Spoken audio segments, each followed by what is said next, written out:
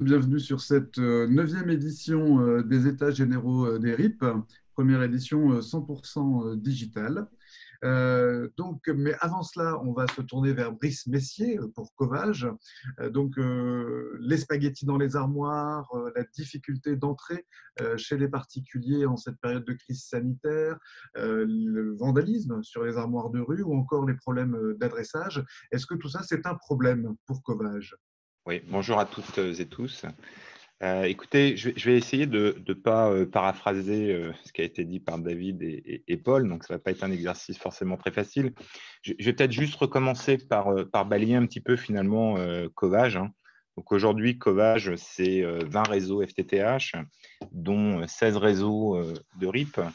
C'est 930 000 prises commercialisables à date, dont un peu plus de 600 000 sur les réseaux d'initiative public. Puis peut-être pour illustrer les propos de David, alors moi je ne les ai pas convertis en minutes, mais parler un petit peu du taux de pénétration. Aujourd'hui, on a un taux de pénétration sur nos réseaux, tout confondu, de l'ordre d'un peu plus de 24%, c'est-à-dire plus de 220 000 clients raccordés, hein, pour l'ensemble des opérateurs commerciaux. Sur les RIP, on a un taux de pénétration qui aujourd'hui est au-delà de 15%, donc et en très forte croissance. Et peut-être parce que c'est important de le signaler, même si je pense que tout le monde l'a compris, on a un certain nombre d'analyses qui montrent que finalement, maintenant, depuis que les OSN sont présents sur les réseaux, on a des études par cohorte qui montrent que, par exemple, des prises qui ont un millésime d'un an, d'accord, donc qui datent du premier trimestre 2019, on atteint sur les réseaux les plus performants des taux de pénétration sur certains PM de plus de 40%. Donc, ça montre la dynamique en fait qu'il y a sur cette activité et ça vient illustrer un petit peu les propos de David. Alors, par rapport à la situation qu'on a vécue sur le confinement, nous, on était sur une tendance à peu près du même ordre de grandeur qu'a mentionné David, un peu plus de 200 000 raccordements FTTH sur l'année. Ce qu'on a constaté, c'est que sur le début du trimestre 2020, on était sur une croissance de 10% par mois du nombre de raccordements et que pendant le confinement, Paul l'a mentionné, c'est vrai qu'un certain nombre d'activités ont continué. Pour autant, on a quand même vu une baisse de 70% des raccordements, donc une activité qui était à peu près à 30%. Voilà un petit peu le panorama de l'activité en ce qui concerne Covage. Alors, sur le problème des raccordements, les deux sujets, c'était finalement quelles sont les contraintes et quels sont les freins. Alors là, je vais pas non plus reprendre, mais je pense qu'il y a un certain nombre de choses au-delà de la partie stock sur finalement la réalité des raccordements. Il y a un sujet qui concerne les adresses. Aujourd'hui, nous, Covage, on s'est doté d'outils de certification des adresses qui nous permettent d'améliorer la qualité de nos bases. Et quand on passe finalement l'ensemble de nos prises à cet outil, on se rend compte que, bon an, mal an, on a une vingtaine de pourcents d'adresses qui sont mal qualifiées. Alors, la qualification, elle a différents stades, hein. Ça peut être pas de numéro, tout comme ça peut être pas de numéro, pas de voix. Il y a des initiatives qui sont lancées sur ces sujets-là. Je pense que vous l'avez mentionné, on en parlera à la fin de la séquence.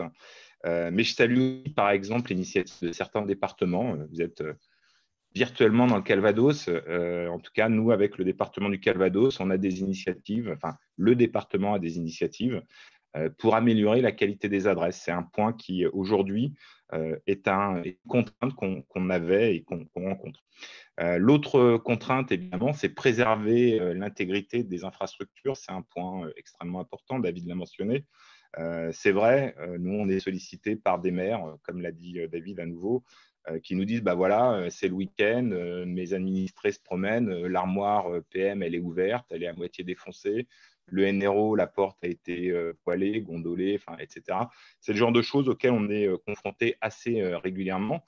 C'est l'intégrité des infrastructures. Je ne parle pas des PBO dégradés qui restent ouverts, soumis aux conditions climatiques, etc. Et puis, le point qui est important, c'est que cette activité de raccordement, je ne vais pas faire la distinction OI ou mode stock. Je pense que c'est pas, ça a été bien exposé. Mais il y a un vrai sujet sur aujourd'hui, il y a des clients raccordés qui ont un service qui, post-raccordement d'un nouveau client, se retrouvent sans service, d'accord? Au sein même parfois d'un même opérateur commercial. Donc, ce n'est même pas une histoire de, entre guillemets, un œil mauvais pourrait y voir une certaine volonté de nuire, mais ce n'est même pas le cas, puisque au sein d'un même OC, un OC peut débrancher un de ses clients existants pour finalement, un OC, le raccordeur de l'OC, pour aller finalement faire le raccordement de la maison d'à côté. C'est des situations qu'on vit, donc des abonnés qui ont un service et qui ne l'ont plus le lendemain parce qu'un nouveau raccordement a été fait. Donc ça, c'est aussi un vrai sujet sur cette intégrité des infrastructures, l'intégrité de ce qui existe, le réseau, tout comme le raccordement. Et puis, il y a un point quand même qui n'a pas été évoqué, qui, je pense, est un vrai sujet, c'est la sécurité des raccordements. D'accord? Et là, je parle bien des personnels qui interviennent pour effectuer les raccordements. J'aurais une quantité d'anecdotes absolument incroyables à raconter. Malheureusement, c'est des anecdotes qui ne sont pas amusantes puisqu'elles peuvent être parfois dramatiques. Et ça, c'est vraiment un sujet extrêmement clé. Paul l'a mentionné, l'économie des raccordements, c'est un sujet critique. Parce qu'évidemment, quand vous mettez une contrainte économique sur une activité, finalement, cette activité, avec les volumes qui croissent, elle a tendance, entre guillemets, à avoir un niveau de qualité qui est moindre. Et cette sécurité, on en est responsable, d'accord? Un technicien qui intervient pour faire un raccordement. On a tous en tête, il y a quelques années, où tout le monde avait en tête qu'un raccordement nécessitait systématiquement 2 techniciens. Je ne sais pas si parmi l'Assemblée, certaines personnes ont été raccordées récemment, mais vous n'avez quasiment plus un raccordement qui se fait avec 2 techniciens. Ça n'existe quasiment plus, ça. D'accord? Donc, le technicien, la plupart du temps, il est tout seul. Souvent, il intervient en hauteur, dans des conditions parfois rocambolesques. On m'a montré, il n'y a pas longtemps, une échelle qui était posée dans un godet, vous voyez, pour réussir à atteindre finalement le sommet de la façade. Je ne vous explique pas les conditions de sécurité. Donc ça, c'est les contraintes auxquelles il faut être extrêmement vigilant. Alors, il y a beaucoup de choses, beaucoup d'initiatives qui sont lancées sous l'égide de l'ARCEP, sous l'égide d'Orange, l'atelier Malfaçon qui a été mentionné. Dans le cadre des GT Interop sur les SAV, on voit quand même beaucoup d'issues, ou en tout cas de sujets qui vont être réglés dans les semaines, voire les mois à venir. Donc, on peut être relativement optimiste sur ce sujet. En parallèle, malgré tout, nous, on travaille beaucoup avec nos partenaires, nos clients opérateurs commerciaux, pour mettre en place des process qui nous permettent justement d'améliorer cette qualité. Je tiens quand même à noter qu'on a affaire à des clients qui sont extrêmement réceptifs à ces éléments, qui ne cherchent pas à nier les différentes difficultés qui existent. Je pense que c'est un point important parce qu'il ne pourrait pas y avoir de progrès s'il n'y avait effectivement déjà pas une reconnaissance de cette problématique. Et ça me semble important parce que c'est le gage, entre guillemets, d'une volonté de s'améliorer. Ça, c'était pour les contraintes. Sur les freins, j'aurais tendance à dire que la problématique, finalement, je vais replonger un petit peu dans le mode stock, c'est les situations parfois complexes auxquelles on est confronté.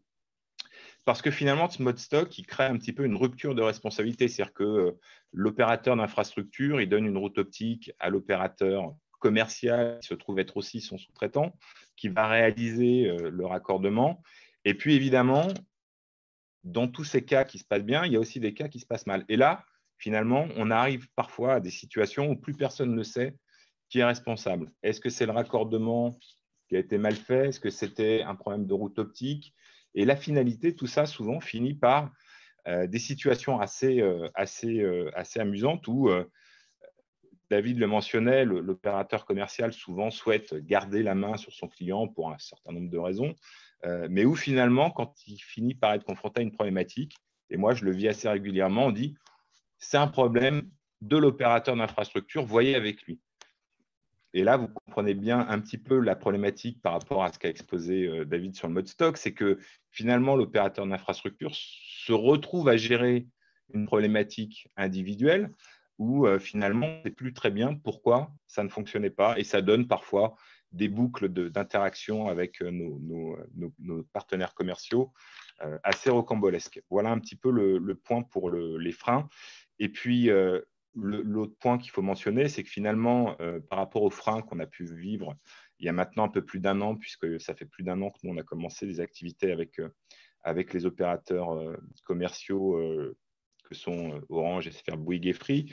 Ce que je tiens à mentionner, c'est que toutes les structures opérationnelles sont en place, en tout cas en bilatéral vis-à-vis de nos clients, et que ça fonctionne plutôt bien.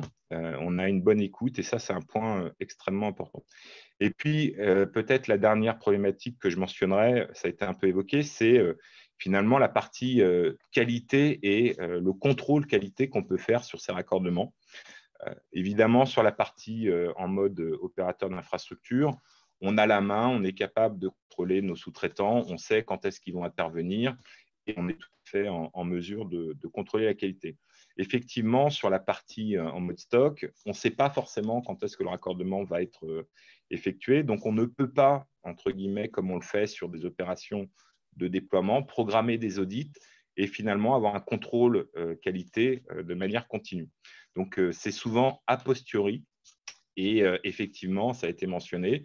La réalité, c'est qu'aujourd'hui, un racco par minute, comme l'a mentionné David, ça veut dire potentiellement que sur une journée, 4 OCEN différents vont intervenir sur le PM, sur un certain nombre de PBO. Et là, vous n'avez plus aucun moyen de savoir finalement lequel a engendré finalement un certain nombre de malfaçons. Donc ça, c'est un vrai sujet, cette partie audit. Donc nous, on a lancé un certain nombre de dispositifs pour nous permettre d'auditer ces raccordements. Évidemment, ce n'est pas très simple, mais c'est un vrai frein, entre guillemets, sur la qualité. C'est qu'il faudrait qu'on arrive, au même titre qu'on le fait sur toutes nos opérations de déploiement, à mettre en place des process de contrôle qualité sur les raccordements. C'est le meilleur moyen, finalement, aussi de s'améliorer conjointement. Voilà à peu près en ce qui concerne Covage. Merci beaucoup, Brice Messier. On va prendre quelques questions de notre audience. Question de François Lacombe. N'est-ce pas dommage que chaque opérateur développe ses outils de mise en qualité de l'adresse sans parfois reverser cela à la base adresse nationale qui est jugée inutile et refasse le recensement des locaux qui pourraient être communs? C'est toute cette question qu'on verra avec Jérémy Bonan, mais c'est vrai qu'on entend qu'il y a quelque chose qui a été fait de spécifique dans le Calvados. Qu'est-ce que vous avez fait dans le Calvados qui soit particulier pour améliorer cette base adresse? Et puis derrière, est-ce que c'est partageable? Ouais, toute humilité, hein, ce n'est pas Covage qui l'a fait, c'est de l'initiative du département. Hein. Oui, Donc, oui. ce n'est pas du tout Covage, alors même si on travaille avec eux. Le Calvados, en fait, a sensibilisé les communes hein, pour le recensement des adresses.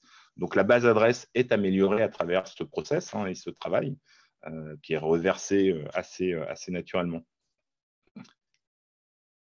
D'accord. Et qui est reversé dans la base adresse nationale. Alors, je le vérifierai, mais oui, je pense qu'assez naturellement, dès lors que les communes ont été numérotées proprement, j'imagine que c'est redressé. Je ne vais pas vous l'affirmer puisque… Oui, oui, c'est une initiative du département du Calvados. Et on entend qu'il y a un autre aspect qui est effectivement relayé par Michel Lebon, c'est accélération des raccordements. Donc, on se retrouve avec des équipes parfois en mode très restreint, même si Dominique Marchive de Carrefour de Fleury nous dit qu'il a 3 équipes de 2 techniciens. Il ne semble pas intervenir tout seul. Donc, on a de plus en plus effectivement, de raccords à faire. Parfois, on se retrouve dans des situations de sécurité extrêmement limites. Alors, en plus, on est en période de confinement, s'ajoutent les gestes barrières. Alors, quand on est tout seul, j'ai envie de dire, on n'a pas le problème. Mais comment vous vivez chez Covage cette situation-là, justement?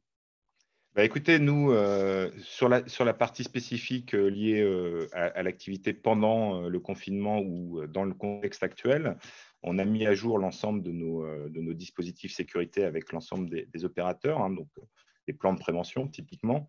Donc, on le vit plutôt pas mal. La problématique finalement de sécurité liée à la pandémie, elle était très liée au fait que les personnes qui souhaitaient potentiellement avoir un racco ne souhaitaient pas forcément qu'un technicien vienne dans leur environnement. Donc D'accord. ça, c'était le premier frein pendant cette période. Et puis, à l'inverse, les techniciens n'avaient pas forcément non plus envie d'aller dans des foyers où potentiellement ils pouvaient être confrontés à cette pandémie. Donc voilà, ça a été ça les principaux points. Donc c'est ce qui a fait que globalement l'activité s'est maintenue à peu près à 30%. Merci, merci.